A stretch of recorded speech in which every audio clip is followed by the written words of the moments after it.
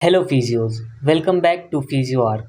तो ये वीडियो हमारे बेसिक्स ऑफ इलेक्ट्रोथेरेपी का थर्ड पार्ट है और आज के लेक्चर में हम कवर करेंगे कि कंडक्टर्स और इंसुलेटर्स क्या होते हैं, मैटर की अलग अलग स्टेट्स के पीछे कौन सी फोर्सेस होती हैं और सबसे इम्पॉर्टेंट लेटेंट हीट क्या है और इसका डायरेक्ट यूज़ हम फिजियोथेरेपी में कैसे करते हैं। मेरा नाम है हर्ष और आज का टॉपिक शुरू करते हैं।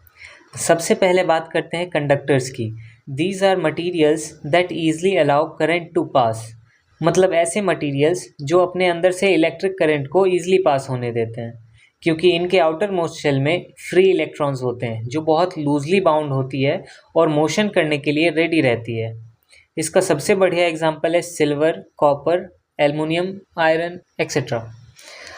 Insulators, materials that strongly resist electricity. ये वो मटेरियल्स हैं जो इलेक्ट्रिसिटी को रेजिस्ट करते हैं, यानी करंट को रोकते हैं। इनके आउटर शेल्स कम्प्लीटली फिल्ड होती है, जिसकी वजह से इलेक्ट्रॉन्स बहुत टाइटली बाउंड होते हैं और उन्हें फ्लो होने का कोई रास्ता नहीं मिलता, जैसे रबर, ग्लास, वुड और प्लास्टिक।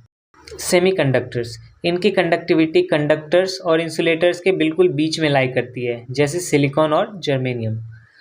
अब एक और टर्म समझते हैं, मैकेनिज्म ऑफ इलेक्ट्रॉन ड्रिफ्ट। इस डायग्राम को ध्यान से देखो। जब हम किसी कंडक्टर के दोनों एंड पर एक पोटेंशियल डिफरेंस यानी वोल्टेज अप्लाई करते हैं तो एक फोर्स क्रिएट होती है।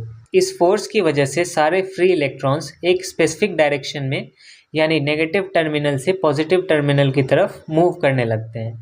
इसी मूवमेंट को हम इलेक्ट्रॉन ड्रिफ्ट कहते हैं। किसी भी मटेरियल में ये ड्रिफ्ट कितनी आसानी से होगा ये उसके एटॉमिक स्ट्रक्चर पर डिपेंड करता है।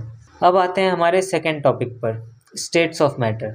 हम बचपन से पढ़ते आ रहे हैं कि मटेरियल्स की 3 स्टेट्स होती हैं, सॉलिड, लिक्विड और गैस। असल में किसी भी मैटर के अंदर 2 फोर्सेस के बीच एक कंटिन्यूअस बैटल चल रहा होता है। पहली है कोहेसिव फोर्स। ये एक इंटरनल अट्रैक्टिव फोर्स है जो पार्टिकल्स को आपस में पास खींच कर रखती है ताकि रिजिडिटी और ऑर्डर बना रहे। दूसरी है काइनेटिक फोर्स। ये मोशन यानी मूवमेंट की एनर्जी होती है जो हीट की वजह से प्रोड्यूस होती है। ये फोर्स पार्टिकल्स को एक दूसरे से दूर पुश करती है और टेम्परेचर बढ़ने पर काइनेटिक एनर्जी भी बढ़ती है। अब फिजिकल स्टेट इस बात से तय होता है कि किसी गिवन टेम्परेचर पर इन दोनों में से कौन सी फोर्स जीत रही है। सॉलिड्स, यहाँ cohesive force is greater than kinetic force, इसलिए पार्टिकल्स टाइट और रिजिड बॉन्ड्स बनाकर एक जगह टिके रहते हैं। लिक्विड्स, जब हम हीट बढ़ाते हैं तो काइनेटिक फोर्स रिजिड बॉन्ड्स को तोड़ देती है, जिससे बॉन्ड्स फ्लेक्सिबल हो जाते हैं और मैटर फ्लो करने लगता है।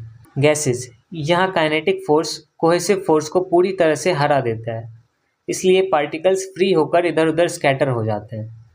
अब जो टॉपिक हम पढ़ने जा रहे हैं उसे बहुत ध्यान से सुनना, क्योंकि इसका डायरेक्ट कनेक्शन हमारी फिजियोथेरेपी से है और वो है लेटेंट हीट। लेटेंट वर्ड का मतलब होता है छुपा हुआ, हिडन।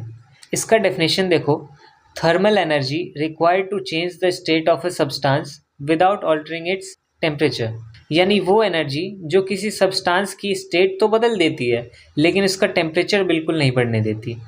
इसका मैकेनिज्म समझते हैं कि जब हम किसी आइस क्यूब को गर्म करते हैं तो एक पॉइंट पर आकर टेम्परेचर रुक जाता है और दी जाने वाली सारी हीट एनर्जी सिर्फ और सिर्फ मॉलिक्यूलर बॉन्ड्स को तोड़ने में यूज़ होती है।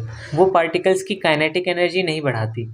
इसलिए जब तक पूरी आइस मेल्ट नहीं हो जाती टेम्परेचर एक स्टैटिक प्लेट्यू पर रहता है, यानी बिल्कुल कांस्टेंट रहता है।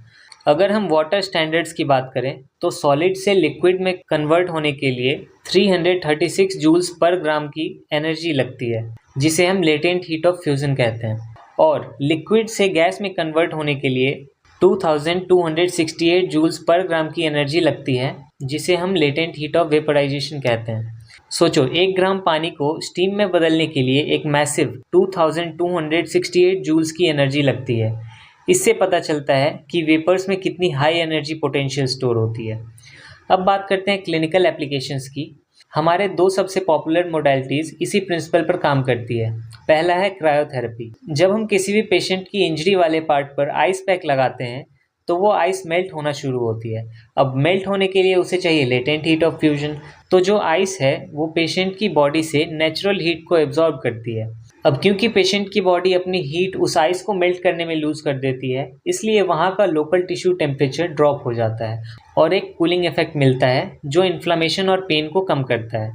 दूसरा है पैराफिन वैक्स बाथ थेरेपी। इसका मैकेनिज्म उल्टा होता है। इसमें हम मोल्टेन वैक्स को पेशेंट के हाथ या पैर पर अप्लाई करते हैं। जैसे ही वो लिक्विड वैक्स स्किन पर आकर ठंडी होती है और सॉलिड बनती है, वो इन्वर्स लेटेंट हीट प्रोसेस से गुजरती है, यानी सॉलिड बनते वक्त वो अपनी सारी थर्मल एनर्जी डायरेक्ट टिश्यूज़ के अंदर रिलीज़ कर देती है। इसकी वजह से टिश्यूज़ में एक डीप वार्मिंग इफेक्ट मिलता है जो जॉइंट स्टिफनेस और क्रॉनिक पेन रिलीफ में हेल्प करता है।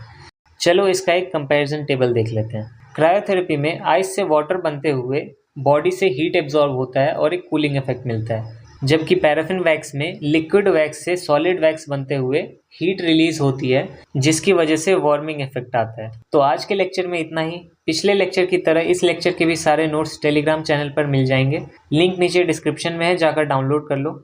अगर तुम्हें लगता है इस वीडियो से कॉन्सेप्ट थोड़े भी क्लियर हुए हों तो वीडियो को लाइक करना, अपने बाकी फिजियो दोस्तों के साथ शेयर करना और चैनल को सब्सक्राइब करना मत भूलना। मिलते हैं अगले लेक्चर में। Thank you so much. Bye bye.